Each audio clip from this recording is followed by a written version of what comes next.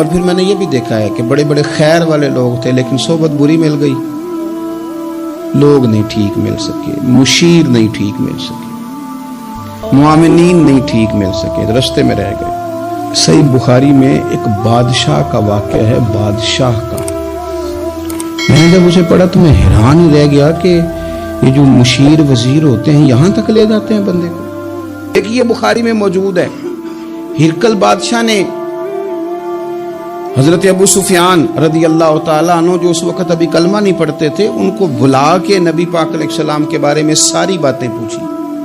ایک ایک بات اس نے حضور کے بارے میں پوچھی، اور آخر میں یہ بھی پوچھا کہ کیا انہوں نے معاذ اللہ کبھی جھوٹ بولا ہے؟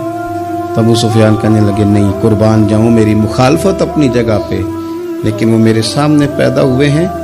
40 سال کی عمر میں اعلان نبوت کیا ہے، ان کی گود میں بیٹیاں کھیلتے میں نے دیکھی ہیں، ان کے مقدس بال میرے سامنے سفید ہوئے ہیں، محبوب نے جب بھی بولا حق اور سچی بولا ہے۔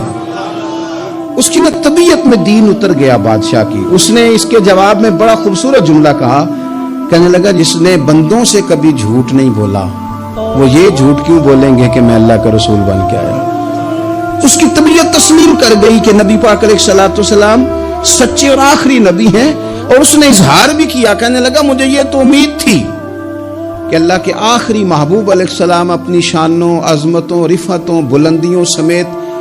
تشریف لانے والے ہیں، پر یہ نہیں پتا تھا کہ وہ اہل عرب میں سے آئیں گے۔ اس نے کہا میں جلدی سے حاضر ہو کے نا حضور کی اطاعت قبول کرتا ہوں، لیکن بادشاہ تھا نا،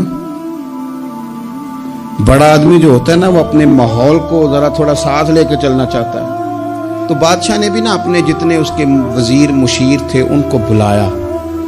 اور اپنے محل میں دعوت دی، ذرا انداز دیکھیے گا، اور خود بالا خانے کے اوپر چڑھ گیا، دروازے بند کر لیے، اور اوپر چڑھ کے نا انہیں بالا خانے سے جھانک کے کہنے لگا تمہیں بھی پتہ چل گیا، مجھے بھی پتہ چل گیا اللہ کے آخری رسول تشریف لے آئے صلی اللہ تعالی علیہ وسلم۔ اب میرا خیال ہے کہ ہماری اور تمہاری بہتری اور بقا اسی میں ہے کہ ہم بیٹھے نہ رہیں، جلدی سے جا کے محبوب پاک کے دامن کو تھام لیں، حضور کی فرما برداری قبول کر لیں۔ اب جب بادشاہ نے یہ بات کی تو وہ جو وزیر تھے، مشیر تھے، ان کی حالت اتنی خطرناک ہو گئی کہ وہ تو دروازوں کی طرف دوڑے کہ کھولیں گے اور نوچ لیں گے بادشاہ کو، یہ کیا کہہ رہا ہے معاذ اللہ۔ اس قدر زیادہ ان لوگوں نے اظہار کیا استغفر اللہ معاذ اللہ دین سے دوری کا۔ جب بادشاہ نے یہ کیفیت دیکھی نا، اوہو، بندے دیکھ کے رب رسول سے دور رہ گیا، کہنے لگا نہیں نہیں بھائی نہیں نہیں، میں تو صرف تمہیں آزما ہی رہا تھا کہ تم اپنے دین کے ساتھ کتنے پختہ ہو، ہم نہیں کہیں بھی جا رہے، ہم یہیں رہیں گے، یہی ہمارا دین رہے گا۔ ان وزیروں نے، مشیروں نے، دوستوں نے، قریبی لوگوں نے رسول اللہ کی غلامی میں نہیں آنے دیا۔ اتنا برا اثر کرتے ہیں یہ مشیر وزیر، اتنا خوفناک حال کر دیتے ہیں انسان کا قریب رہنے والے لوگ کہ سامنے کرم کا دریا بہ رہا تھا، لیکن اس کی بدقسمتی دیکھو، وہ دور اس لیے رہ گیا کہ اس کے دوست ٹھیک نہیں تھے، مشورہ دینے والے ٹھیک نہیں تھے، قریب رہنے والے ٹھیک نہیں، یہ دور رہ گیا۔ اور نجاشی کلمہ پڑھ کے محبوب کا مسلمان ہو گیا۔